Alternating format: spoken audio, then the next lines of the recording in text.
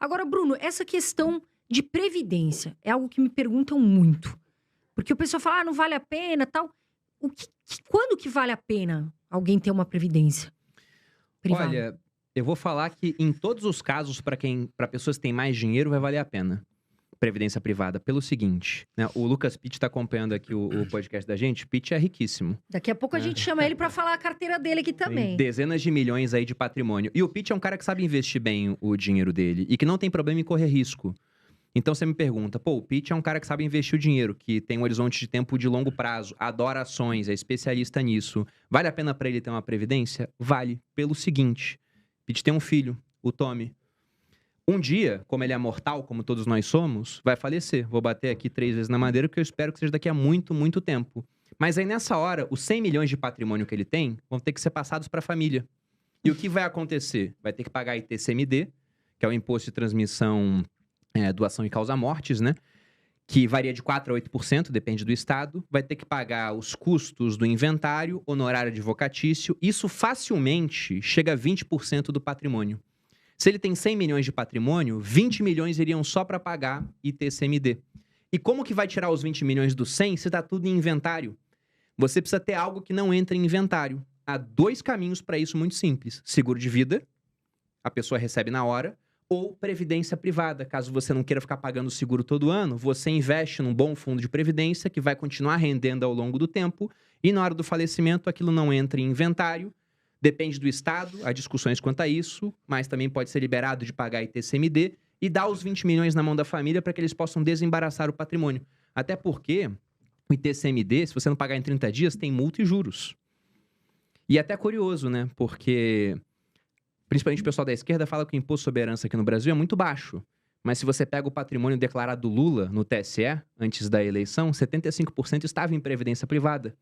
E é uma medida sensata, porque ele já está idoso, esse dinheiro não entra em inventário, vai direto para quem ele deixou de beneficiário, para que as pessoas possam pagar os custos de inventário e TCMD da outra parte. Então, previdência, pensando em sucessão, sempre vai valer a pena.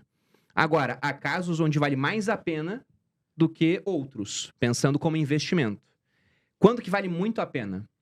Quem está assistindo aqui, que é, por exemplo, funcionário público ou é CLT e paga muito imposto de renda na fonte. O cara paga 27,5% de imposto de renda. Se esse cara fizer uma previdência PGBL, ele tem que pagar INSS ou um regime próprio de previdência. Mas se ele paga previdência pública, paga muito imposto de renda na fonte e faz uma previdência PGBL, ele vai na declaração de imposto de renda dele, lança essa previdência e faz a declaração completa, ele vai obter de volta o imposto que ele iria pagar. Porque ele pode reduzir em até 12% a renda tributável dele. Então, se ele ganha 100 mil, por exemplo, ele poderia pegar 12 mil para investir num PGBL e o imposto não iria incidir mais sobre 100 mil, mas sobre os 88 mil restantes. Então, ele paga menos imposto hoje, recebe dinheiro de volta, para deixar esse dinheiro investido e só pagar o imposto sobre esse dinheiro lá na frente, daqui a 10, 20, 30, 40 anos, sendo que o dinheiro trabalhou para ele durante todo esse período.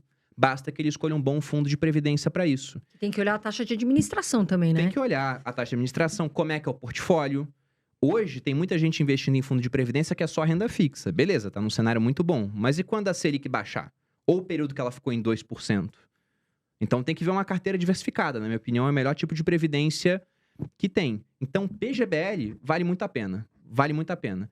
Se a pessoa não tem como fazer um PGBL, porque é empreendedor, e aí ele não paga imposto de renda na fonte, porque ele tira um prolabore baixinho e tira o resto como lucro da empresa, aí não serve para ele. Aí teria que ser um VGBL. O VGBL, ele vai ser um fundo de investimento, no caso da nossa Previdência, por exemplo, uma carteira bem diversificada, só que com algumas vantagens. Primeiro, a vantagem sucessória, que eu já citei aqui. Segundo, a vantagem de não pagar o Come-Cotas, que é um imposto que aparece sobre fundos de renda fixa, multimercados, que é um adiantamento do imposto de renda, que sempre no final de maio e novembro tira 15% do seu lucro. E aí a diferença é que você pode ter um fundo multimercado com a mesma carteira de uma previdência. A mesma carteira, investindo nas mesmas coisas, mas só pelo efeito do Come-Cotas, ao longo de 30 anos, esse fundo multimercado vai pagar imposto 60 vezes. Vai ter um resultado muito mais baixo do que a previdência, que vai pagar imposto no final. E quando for pagar imposto, se bota uma tabela regressiva, vai pagar só 10%. Então você tem um fundo de investimento anabolizado, que vai render mais por conta da questão do imposto. E quando for pagar imposto, vai pagar menos, e no meio do caminho tem a questão sucessória. Então, previdência, eu vejo que é uma das fatias, de 6 fatias, que eu costumo pregar para a pessoa ter dentro do planejamento financeiro dela. Pensando em sucessão ou pensando que é um investimento bom, se bem escolhido. Legal.